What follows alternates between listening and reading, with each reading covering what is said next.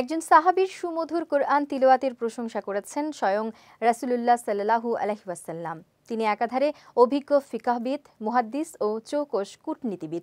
তার দেহাবয়ব ছিল হালকা, পাতলা ও খাটো। বিস্তারিত সৈয়দ নওশাদের ডেস্ক রিপোর্টে।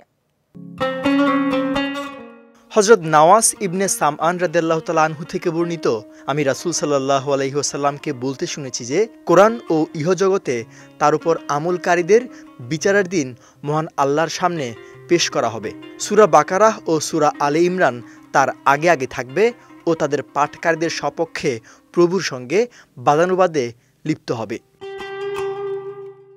রাসূল সাল্লাল্লাহু আলাইহি সাল্লামের অন্যতম প্রিয় ও ঘনিষ্ঠ সাহাবী আবু মুসা আশআরী রাদিয়াল্লাহু তাআলা আনহুর পবিত্র কোরআনের সঙ্গে সুগভীর সম্পর্ক ছিল।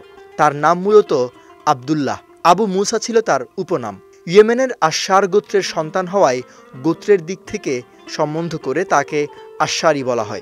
তিনি একাধারে অভিজ্ঞ ফিকহবিদ, মুহাদ্দিস ও চৌকস কূটনীতিবিদ। আবু মুসা আশআরী রাদিয়াল্লাহু তাআলা আনহু রাত-দিন যখনই সুযোগ পেতেন তখনই তিনি কুরআন তিলাওয়াত করতেন। তার তিলাওয়াত রাসূল সাল্লাল্লাহু আলাইহি সাল্লাম খুব বেশি পছন্দ করতেন। নবীজি একদিন তার তিলাওয়াত শুনে বললেন, একে দাউদি কণ্ঠ দেওয়া হয়েছে।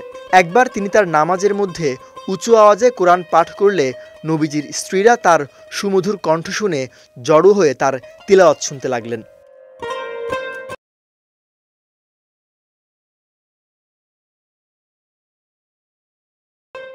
একবার তিনি প্রায় ৩০০ কারি আলেমকে একত্র করে তাদের উদ্দেশ্যে গুরুত্বপূর্ণ নসিহত পেশ করলেন, যার একাংশ ছিল, এই কোরআন তোমাদের জন্য কল্যাণ এবং অকল্যাণও। অতএব তোমরা কোরআনের অনুসরণ করো, কোরআন যেন তোমাদের অনুসরণ না করে। কারণ যে কোরআনের অনুসরণ করবে, কোরআন তাকে জান্নাতের উদ্যানে নিয়ে পৌঁছাবে। পক্ষান্তরে কোরআন যার অনুসরণ করবে তাকে ঘাড় ধরে জাহান্নামে নিয়ে ফেলবে।